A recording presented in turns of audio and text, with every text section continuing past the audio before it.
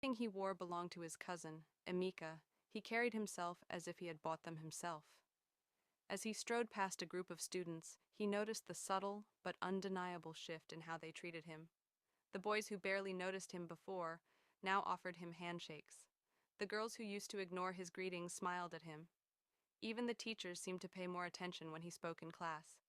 But the highlight of his day came during lunch when Amina, the most beautiful and intelligent girl in school, sat at his table. She had always been out of his league, surrounded by boys from wealthy backgrounds.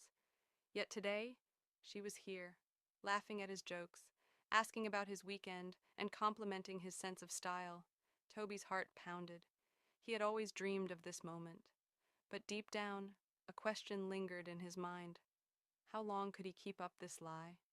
That evening, Toby rushed home, eager to return Emeka's clothes before his cousin noticed. Emeka was a university student who rarely paid attention to Toby's affairs, but borrowing without permission could still get him into trouble. As he entered their small apartment, his mother's voice rang from the kitchen. "Toby, where have you been? I need you to help me with something." He quickly changed out of the expensive outfit and returned to his usual worn-out clothes before joining her. As he helped her peel yams for dinner, his mother sighed. "Toby, I know you want more in life, but always remember, riches don't define a person. Your character does." Her words struck him, but he pushed the thought aside. For now, he was enjoying his new status, and he wasn't ready to give it up. The next morning, Toby found himself staring at Amika's wardrobe again. He had promised himself that yesterday was just a one-time thing, but the admiration he received at school was addictive. It was a feeling he never wanted to let go of. After making sure his cousin was still asleep, he carefully selected another outfit, this time a neatly ironed polo shirt and branded sneakers. He felt a pang of guilt as he slipped them on, but the thought of Amina's attention quickly silenced his conscience.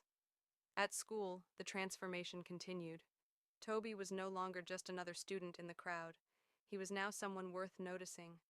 Even the school prefects, who once scolded him for being too quiet, nodded in acknowledgement as he passed. But the best moment of his day came when Amina asked him to walk her to the school gate after classes. As they strolled, she spoke about her dreams, traveling the world, owning a fashion empire, and living in luxury. "You understand, don't you?" she asked, her eyes shining. "People like us were meant for more than just ordinary lives." Toby swallowed. People like us. If only she knew. That evening, as Toby sneaked back into the house, he found Amika standing by the wardrobe, arms crossed. "Toby,